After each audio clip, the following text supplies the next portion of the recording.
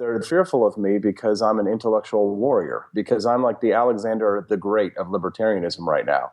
And they would much prefer someone like a Socrates who'll drink the hemlock and die rather than fight for liberty. Welcome to the Lions of Liberty podcast. Here is your host, your guide, your shining beacon of liberty, Marc Clair. Why won't you come roar with me? Oh, hey guys, didn't see you there. Welcome on back. I was just humming along there. I didn't realize the show had started, but I am glad to have you back here for another edition of Lions of Liberty. This is the 197th episode of this program. Oh my lord, we are getting close to 200 episodes. You can find links to everything we discuss in today's conversation over at lionsofliberty.com/197. Today's show is sponsored by Health Excellence Select, an incredible, free market, affordable, legal alternative to your standard Obamacare corporatized insurance. To learn more, head over to lionsofliberty.com/health. My guest today is a former producer for Judge Napolitano's Freedom Watch. He runs the Libertarian Republic website. He has been a guest on this show before, and he is back with me today to discuss his candidacy for President of the United States with the Libertarian Party. I'm pleased to welcome back Austin Petersen. Austin, are you ready to roar? Roar! I'll take that as a yes. Awesome.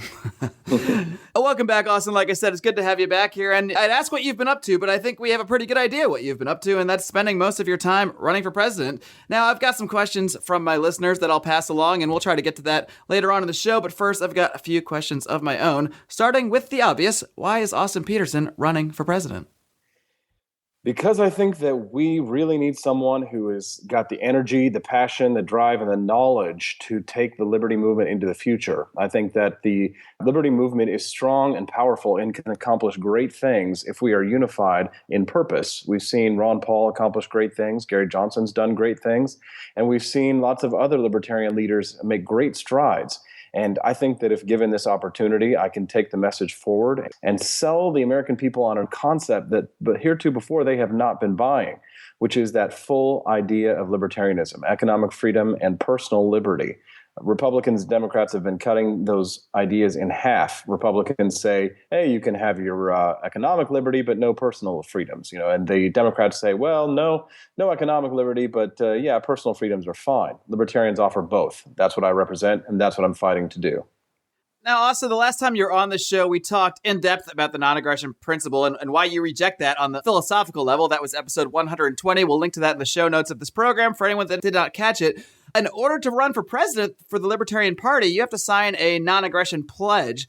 So can you kind of define the difference there between your philosophical rejection of the non-aggression principle and that pledge that you agreed to in order to run as president for the Libertarian Party? This is multi-level conversation here. So let's just get one thing straight. Gary Johnson rejected the NAP the other day by saying he didn't know what it was, and he thinks it's a waste of time. I believe he said it went over his head. Yeah, it went over his head, and he thought that it was something that the American people don't care about. Well, he's half right about that. Or actually, he's fully right about that. He doesn't understand it, and Americans don't care. John McAfee, the day after he signed the pledge, said he'd have to see it before he signed anything like that. So he probably didn't pay attention to it. I fully understand the non-aggression principle, and it's because I've been in the Libertarian Party for a long time, and having actually worked for the party directly and having been an LP member for so long that I understand it perfectly. And the pledge is not the non-aggression principle. The pledge is what David Nolan wanted people to sign so that he could prove to the government, Richard Nixon, that they were not a terrorist organization. So the pledge was a gimmick, an attempt to prove to Richard Nixon, who was going after groups like the Weather Underground and the Black Panthers, that they were not a terrorist outfit. So that's what it was. And our founding fathers of the United States pledged their lives, their honor, and their fortunes and their sacred honor to bloody war with England. The LP pledges to not make the feds uncomfortable. So in terms of pledges, it's a rather weak pledge, but it's not the non-aggression principle. The non-aggression principle is pacifist anarchism. And there are about 10 different schools of libertarianism. Pacifist anarchism is just one branch of it. I represent another branch, minarchism, the school of Robert Nozick and Friedrich Hayek and Ludwig von Mises. You mentioned Gary Johnson and McAfee there as well, and they're clearly, as you pointed out, not that strong on the non-aggression principle either. So not that you're not strong on it, you actually do understand it and make an argument against it, I should say. Correct. But, why do you think you've seemed to ruffle so many feathers in the Libertarian Party that these guys aren't getting the same kind of flack from? I mean, John McAfee, until 2 months ago, was not even a libertarian, never used the term before. Like you said, Gary Johnson basically says, this thing goes over my head, I don't know what it is. And yet you're the one that seems to inspire all this anger and rage. I mean, you got the Libertarian Party of Colorado saying, well, we're not going to invite this guy to our convention because he's against the non-aggression principle. So, I mean, what is it about you that seems to be getting so many people riled up? Think about it. They prefer ignorance to intelligence. They prefer someone who says that I don't understand it and rejects it, rather than someone who says they understand it and reject it. Because someone like myself can make the case to people about why the non-aggression principle should be rejected. That's much more dangerous than someone who says, I have no idea what the hell you're talking about. So yes, they're fearful of me because I'm an intellectual warrior, because I'm like the Alexander the Great of libertarianism right now. And they would much prefer someone like a Socrates who'll drink the hemlock and die, rather than fight for liberty. These people wouldn't know a revolutionary if it bit them in the butt. They love the tyranny that wails over them because they're lazy, they're petty. Most of them have no real drive to accomplish anything for liberty, and they see me as they don't like me because they know I'm sincere. Somebody in John McAfee's campaign came up to me in Georgia and said to me this. He said, Austin, what do you want out of this? And it was funny, I didn't know that he had also asked the same question of my campaign manager, too, a few minutes before this. And my campaign manager didn't know he was going to ask me, too. So I guess he thought that he could nail me that I would say something different than my campaign manager. And the guy from McAfee's campaign came up and said, Austin, what do you really want out of this? And I looked him right in the eye and I said, I want to grow the liberty movement. I want to grow the movement. And he kind of chuckled like, no, really. And I had to look him back in the eye and say, yeah, that's why I'm doing this. I am actually trying to grow the libertarian movement and the Libertarian Party. And think about this. It's just like the Bible. What did they do when they had Jesus and Barabbas right next to each other? What did they say? What did they shout? They shouted, give us Barabbas, because the crowds are fickle, because many of these people are Philistines, and many of them are Pharisees of the libertarian movement. That you see these people now, they're endorsing Donald Trump. Donald Trump, the libertarians for Donald Trump. And they're terrified of me because I'm wielding up the sword and lifting up the rocks and pointing out what slime and scum and roaches that have been in this movement for so long, and they're scurrying away. So that's why they don't like me, Mark. They don't like me because I actually represent something pure and clean and beautiful and new and fresh, and that I'm trying to take the liberty movement away from this paleocon strategy that they've had for so many years. And I'm calling out the sellouts to the Republican Party, and I'm saying that I'm tired of sitting on our butt because I'm making them work. Because for the first time in a long time, these people are having to get off their butts and campaign because I'm out there setting the dialogue, setting the narrative, and campaigning like a real presidential candidate. They don't like it because it makes them look bad. You mentioned the Libertarians for Trump thing there. And when I saw that, I just threw my hands in the air. I'm like, really, guys? I mean, really? How can you possibly associate these two things? Libertarians for Trump. But don't you dare support a minarchist libertarian who fights in the party and has been there for a long time. But, it's okay. It was so hilarious to see the hoops and jumps that they went through to justify away Gary Johnson's explicit dismissal of the non-aggression principle. And that just goes to show you how unprincipled these people are. They say, I'm not a libertarian, I'm unprincipled. And yet when someone says libertarians for Trump, they pat them on the butt. No. See, that's the thing is, Mark, is that I'm doing what needs to be done, separating the wheat from the chaff.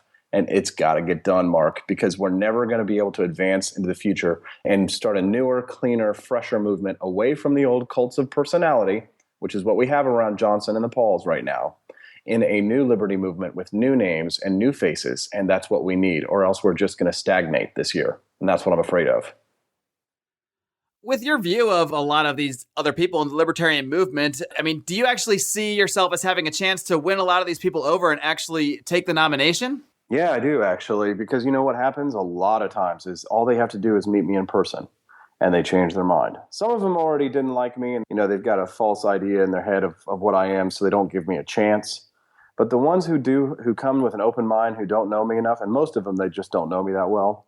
And when I meet them, they see that I'm sincere, and then it's not just me, it's the people who are behind me. It's one thing to have a person who's running for office and be like, oh, well, this is a pretty good guy. But when you see all the good kids the men and women and the minorities who are supporting me in my campaign, how diverse the movement is of people that are behind me, that gets people interested. I mean, here's a funny little story, Mark. When we go to these events, my girlfriend remarked this to me the other day. We go to these events, you see the Gary Johnson table, the Mark Feldman table, et cetera, et cetera, et cetera. It's all bros. But when you go to the Austin Petersen table, it's a nice, healthy mix of men and women. And that says something to people who are like, this is interesting. This is a different group over here. One of these kids is doing their own thing. And that's what we need. We need somebody who's going to shake it up. You need fresh blood. And so, that's just what's going on over here. And it makes some people uncomfortable because people in political parties, they act the same. It doesn't matter if you're a Libertarian, Republican, or Democrat. The party bosses are always going to try and keep out the insurgents. I am the Ron Paul of this race. I am the anti-establishment candidate in this anti-establishment party, and I'm perfectly comfortable with it. Now, Austin, you mentioned Gary Johnson there a couple times. To many people, he is the presumed frontrunner, you might even say the inevitable nominee, according to many people. Obviously, you attempt to challenge that, but you have made Gary Johnson one of the biggest targets of your campaign. At least that's what I get from following you on social media. So what are your biggest issues with Gary Johnson? Why are you going after him so hard? And what are the biggest areas of disagreement that you have with him? Well, first of all, because even if I lose, I'm going to make Gary more libertarian, and I'm going to make him campaign. One of Gary's campaign staffers, I don't know if he works for his staff specifically, but who was working on his behalf in Missouri, we sat down and we had lunch together. And he said, "You know what, Austin? I'm glad you're running because I'm glad you're making Gary campaign." You have to understand that Gary was going to sit on his butt until the convention in May, win it, and get handed it, and then have to start his campaign 0 to 60. Well, I'm sorry, Donald Trump was going to sit on him anyway, but he has zero shot if there wasn't somebody that was going to challenge him and tell him he was going to eat his lunch if he didn't get out there and campaign. Because I want whoever the Libertarian nominee is to be a tiger, not a lamb. So in terms of Gary Johnson being my biggest target, yeah, because I'm trying to light a fire under the governor's butt. I like the governor, and he's libertarian on a great many things, but not most things, because if you look at our comparison side by side on the website I Side With, which he has been touting for years, he's been touting his results on isidewith.com, it's obvious. I am now the most libertarian candidate in this race, more libertarian than John McAfee, more libertarian than Gary Johnson. And in fact, in many ways, Ted Cruz is more libertarian than Gary Johnson. Don't believe me? Go take the quiz. isidewith.com. Gary is a big government statist on many issues which libertarians would find troubling. I knew this for years. That's one of the reasons why I'm challenging him, because if I make him change his positions to be more libertarian, and if I make him campaign and he beats me, if he's the eventual nominee, it doesn't matter. I still won because libertarians will have a better candidate this year. Do you plan to support whoever the nominee is? Absolutely. Because they're clearly all better than Donald Trump and Hillary Clinton, I think. Well, here's the thing. That's a false dichotomy. Let's talk about that for a second, Mark, because I got some breaking news for you. Your readers need to go and read the Wall Street Journal today. There's an article by Gary Johnson where he says that he would support, let me pull this quote up for you. This just absolutely blew me away. He says, "Let's say I wasn't the Libertarian nominee and it was Hillary and Trump and Bloomberg. Based on what I know, I'd have voted Bloomberg," he said, "even though he's hardly a libertarian. But I mean, you weigh the pluses and the minuses in my particular case, that would have been my vote." I'm sorry, but what in the HE double hockey sticks? In what universe do you ever say you would vote for Michael Bloomberg? I mean, is he saying that if Bloomberg was the Libertarian nominee, which number one would never happen, but he's either saying that he thinks Bloomberg would be the nominee, which is naive and wrong, or he's saying that he would vote for Bloomberg over the eventual Libertarian nominee if it wasn't him, which theoretically could be me. This isn't like quite Benedict Arnold kind of stuff, but in libertarian terms, it definitely is. Like this kind of stuff is what I've been warning people about. And you know what? I've said I would support Gary Johnson if he's the nominee. I'm not so sure if he would return the favor. Well, I'd put $5 on the bet that if I beat him, that he's going to be sour grapes and walk away. Just watch. Austin, I've got one more thing I want to ask you about, and then we'll move on to some questions from the listeners. And that is your stance on abortion. And you've stated that you are the only pro-life candidate running for the Libertarian nomination.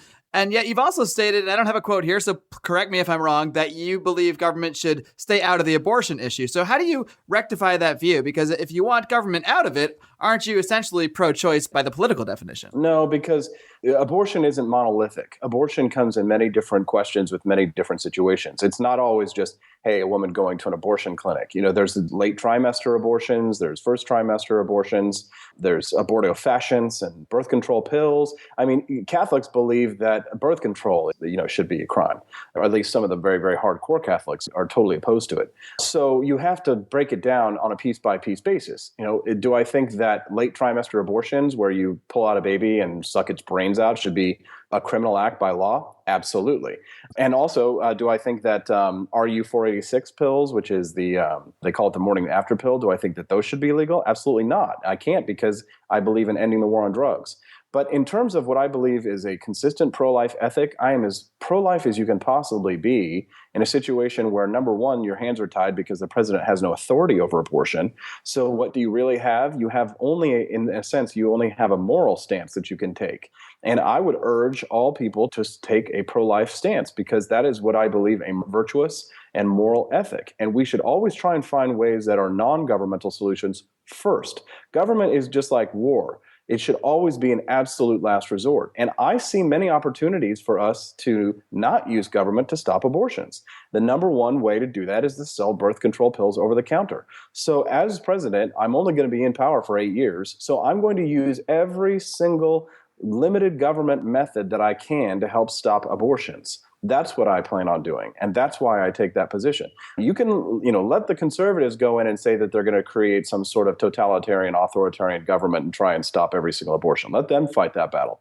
I'm going to fight the limited government battle, because there are battles that you can win that are libertarian arguments against abortion. Those are the ones I'm going to fight. Does that make sense?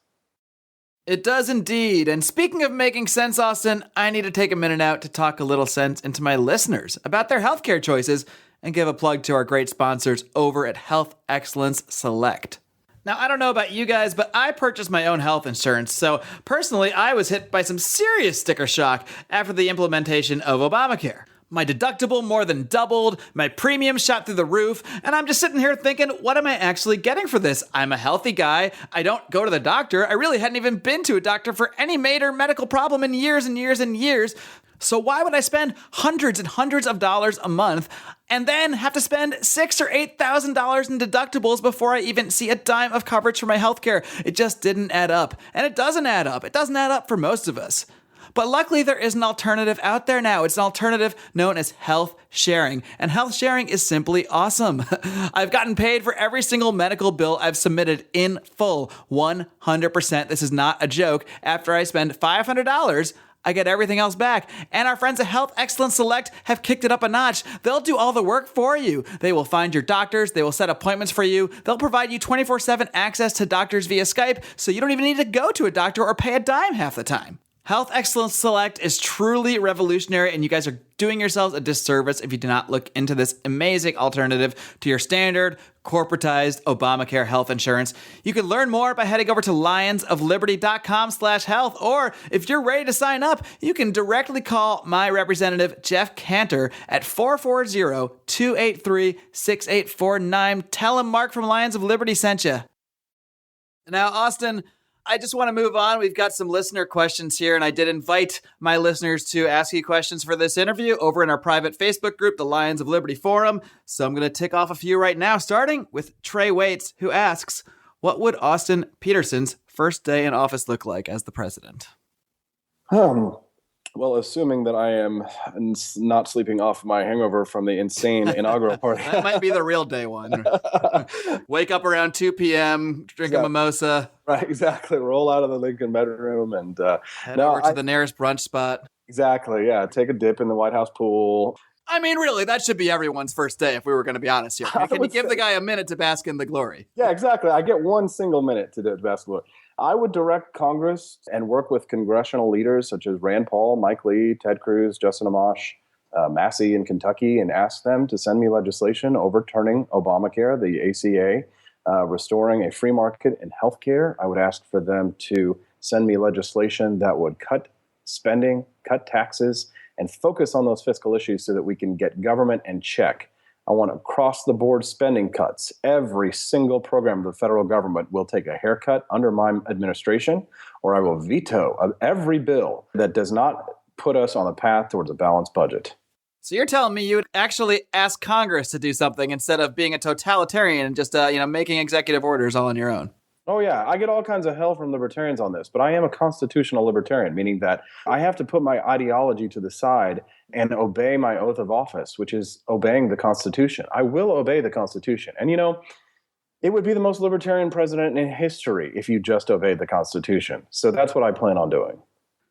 Austin, I recently interviewed Chris Ann Hall, and we discussed the situation with the Bureau of Land Management and how they're essentially just grabbing land over the last 50 plus years all across the western United States. This has led to a lot of conflicts with ranchers. You saw that last year in Nevada with the bunnies. We saw it this year in Oregon, a situation which ended very tragically with the death of one man. So William Beveridge asks, to play off that, would you abolish the BLM, and what are your ideas for reducing and eliminating the land that they control? Yeah, I would sell off as much federal land as I possibly could if I could talk Congress into it. The government owns way too much land, so I don't really know that we necessarily need a Bureau of Land Management. So let's get them out of there. Bundys have every right to free graze. For hundreds of years, the ranchers have been out there, using that land. Why don't we just sell it? To me, that makes perfect sense. If we sold it, we could use the proceeds to pay off the Social Security, the shortfalls we'll have in Social Security, while we look for a path to get young people opted out of that system so that we can move towards a private system for our pensions and for our retirement plans. All right, Nate Ginn wants to know, what is your plan to keep rising inflation in check? Essentially, what would your stance on the Federal Reserve be?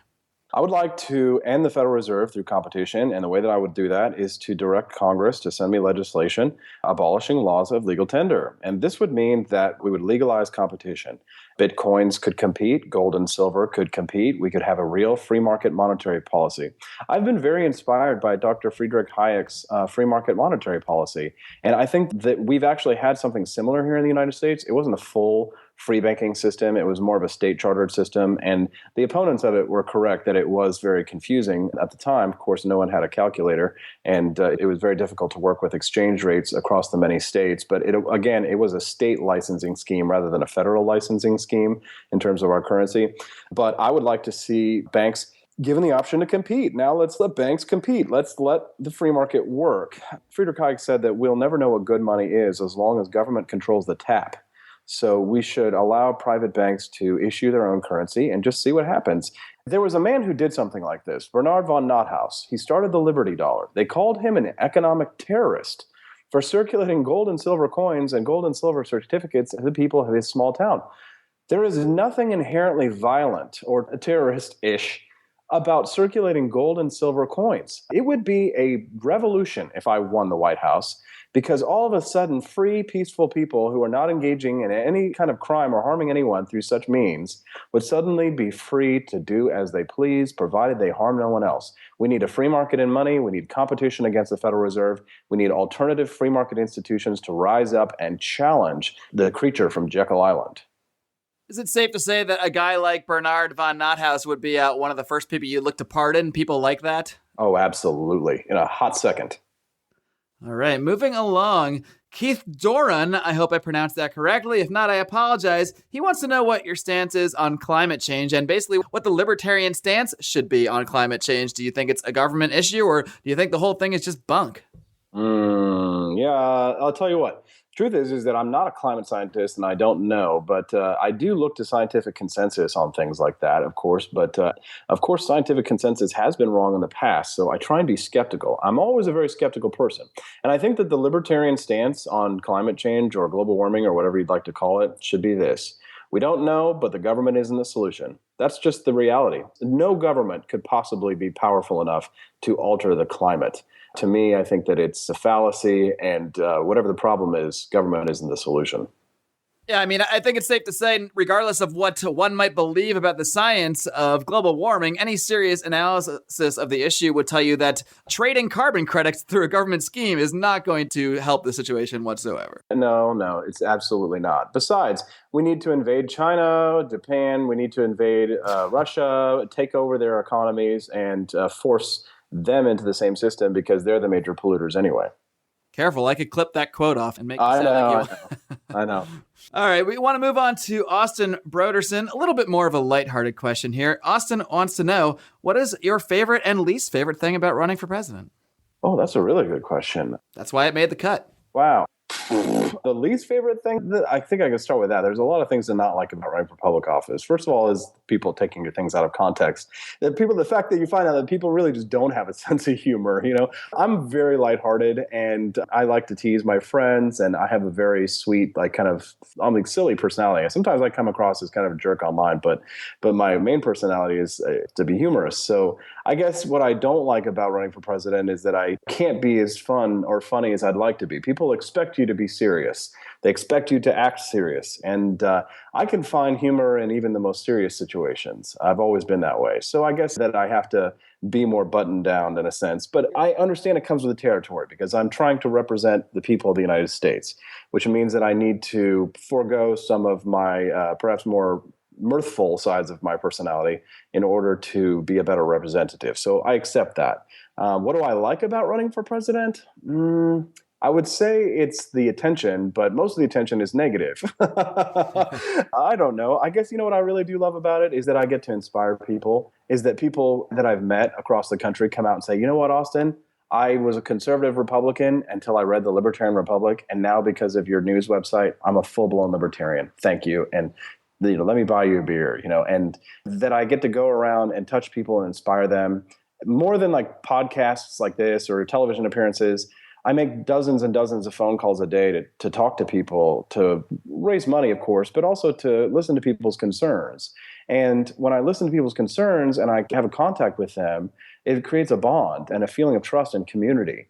So I love that. I love connecting with people one person at a time, listening to their concerns and their hopes for the future of this country. And it makes me feel civic-minded. It makes me feel like a real red-blooded, America-loving, red-blooded American, and so that's what I like about it, is the personal connection that I get with people. And I'm the only one doing this. So to me, it's exciting because I'm building a real grassroots movement here, and to see it take shape in such a way and to see people come to my defense without even being asked, that when someone attacks me, that it's like a swarm of bees, that they come to my defense because they know me, they trust me, and they're fighting for me.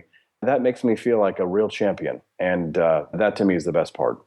Well, I can attest that the Austin Petersen fans are out there, and they do come to your defense because many of them are members of our private group, the Lions of Liberty Forum, and many of them do vigorously come to your defense on issues. So the proof is in the pudding. And I can also attest that, you do definitely reach out, because I've seen you post your personal phone number on social media telling people, hey, if you've got questions, go ahead and call me. So you're certainly making yourself more accessible than maybe any presidential candidate ever. Right. Yeah, it's groundbreaking. And I also have live streams almost every single day. This is real democracy, ladies and gentlemen, because if people have concerns or issues, not only do I make myself available to them individually, but we basically have with the equivalent of a town hall every night with thousands of people. I think every single show that I've done or live stream that I've done has had at a minimum 2,000 people watching. And the other night, I was able to bring 17,000 people with me into a forum that I was at. It's unbelievable. And that's what people want. They want that transparency. If the Republicans and Democrats try and screw me out of being on the debate stage with them later this fall, if I'm the nominee, I'm going to turn that live stream on and show the people of the United States in real time what's happening with their system of government. We're absolutely revolutionizing how campaigns are run, grassroots campaigns are run. It's totally exciting that I'm not a single dime of special interest money have I taken. I have only been funded by the grassroots who have lifted me up and who are pushing this forward. This is the people's campaign. I'm the real grassroots candidate. And because of that, I have $0 of campaign debt, unlike some people in this race. I am running a real fiscally conservative campaign. I'm campaigning exactly the same way I would govern, with the hearts and minds of the people in my own heart and mind, and running a real democratic campaign. This is very exciting, Mark. Austin, this question just came in today. Obviously, there have been some tragic events recently in Belgium. So Trey Waits asks, after the attacks on Belgium, what should be done to combat ISIS? I've been floating this proposal for months now and getting some traction with it. I'm very inspired by Dr. Ron Paul's foreign policy. Of course, I think we should have never gotten involved in the Middle East in the first place. But that being said, we are absolutely under threat. So I think that we need to consider what Ron Paul said and having constitutional letters of marque and reprisal. And that's the constitutional way to fight pirates and terrorists. That's how Thomas Jefferson fought them. And if you go to the libertarianrepublic.com, and I posted on my Austin Petersen Facebook page today, what would Thomas Jefferson do in regards to ISIS? And he used letters of marque. He used them alongside traditional forces, if I'm going to be completely honest. But that was also an option. We need privateers. We need people who are willing. There are probably thousands of out-of-work veterans in the United States right now that would love the opportunity to go into Raqqa and to take care of al-Baghdadi and the bad guys. So I don't understand why we can't follow the Constitution, obey the Constitution, and use a constitutional foreign policy. Otherwise, we need to have a full-blown declaration of war from Congress, that we need to have an actual constitutional foreign policy. That's how we need to deal with terrorists. It really seems like there's no middle ground a lot of the times, especially among libertarians, because many will ask for a strict non-interventionist foreign policy, basically saying, don't go after anybody who's bad, even if they attack you. And then you kind of have the other end of things where if you want to support some kind of intervention, it's just full-blown war. And the letter of marque and reprisal idea, like you said, this is something that Ron Paul has talked about. It's not revolutionary. It's not new. Like you said, it's in the Constitution. Seems like a much better idea, actually just targeting specific bad guys as opposed to just invading any country bad guys happen to exist in. Absolutely. That's what I think is a reasonable middle ground. It's what we really need to be looking at.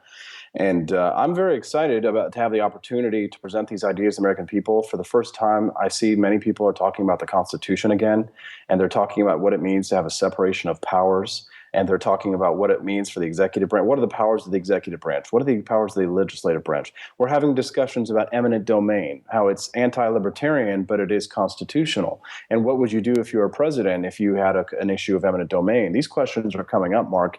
I mean, I feel like I'm winning every single day because I'm doing what I want to do, which is spread liberty.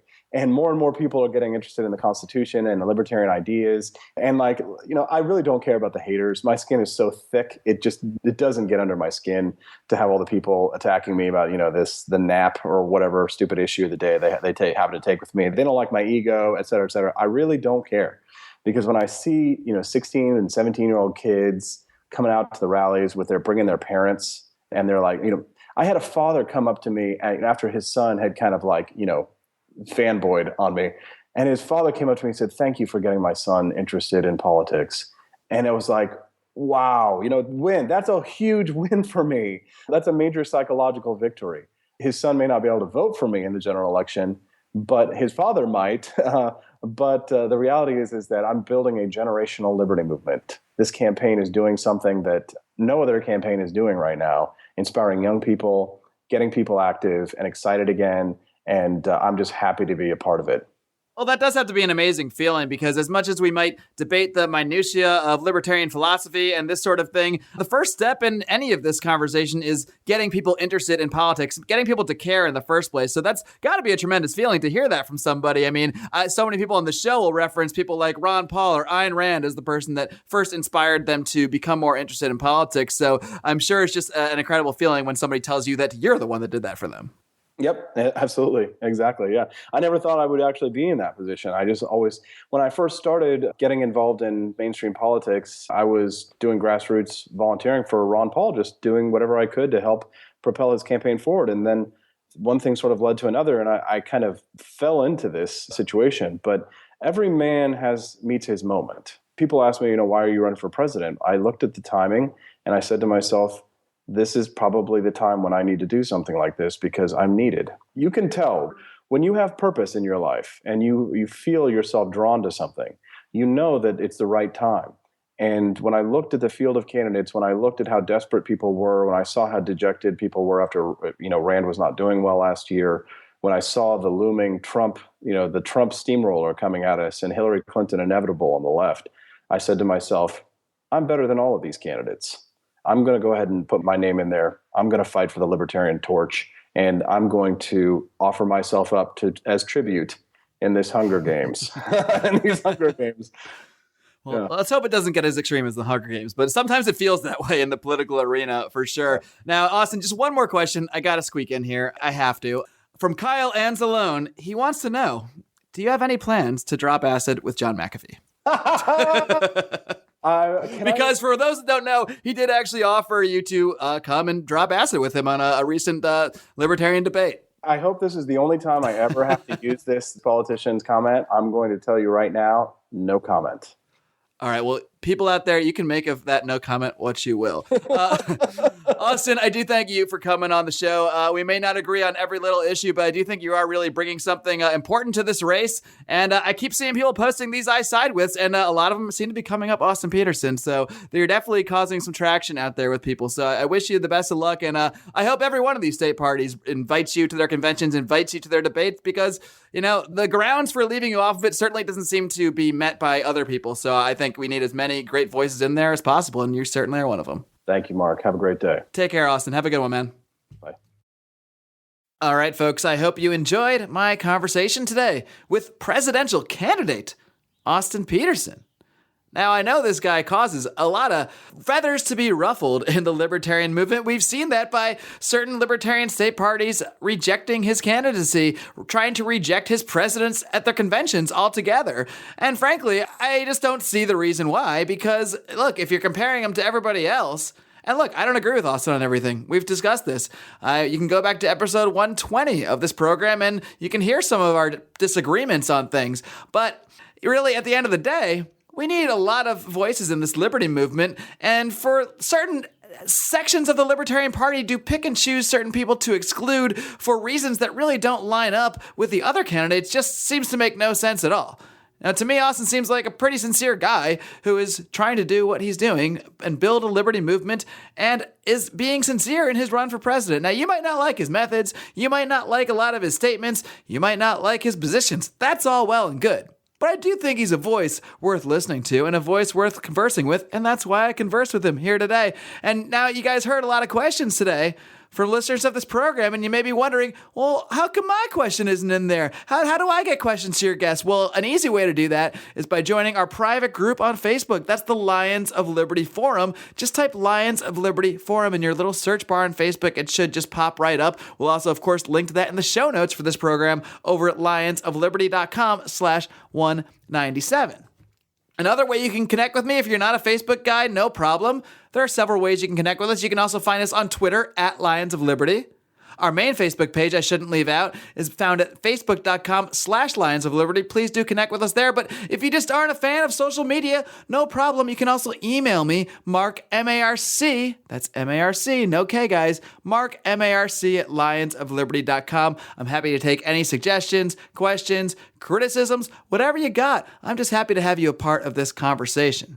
Now, speaking of the Libertarian presidential race and the Libertarian debates, well, there is actually, amazingly, a Libertarian presidential debate being nationally televised this coming weekend on Fox Business. Of course, leave it to the Libertarians to screw everything up, at least for me, because this weekend, this Friday, I'm going to be out of town. Brian McWilliams, another guy here on these shows, is going to be out of town. We're just not going to be in a position to watch this thing this weekend. However, as you know, we've got quite the extensive crew here at the Lions of Liberty, and we've gathered a crew to dissect that debate. It will be led by Felony Friday host John Odermatt. He will have a group of Lions of Liberty watching and analyzing this nationally televised Libertarian debate, which will include Austin Petersen, as well as Gary Johnson and John McAfee.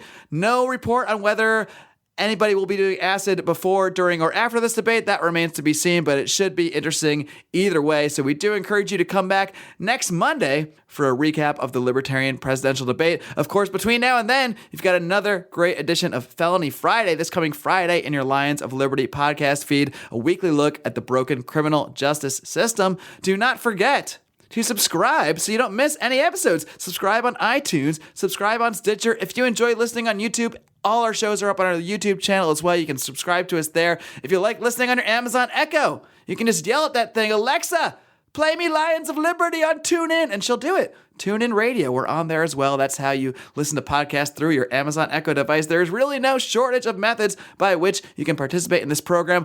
If you are a fan of the show, I also highly encourage you to leave a rating and a 5-star review on iTunes, on Stitcher, however you listen to the show. That really does help us get the show out there to more and more people.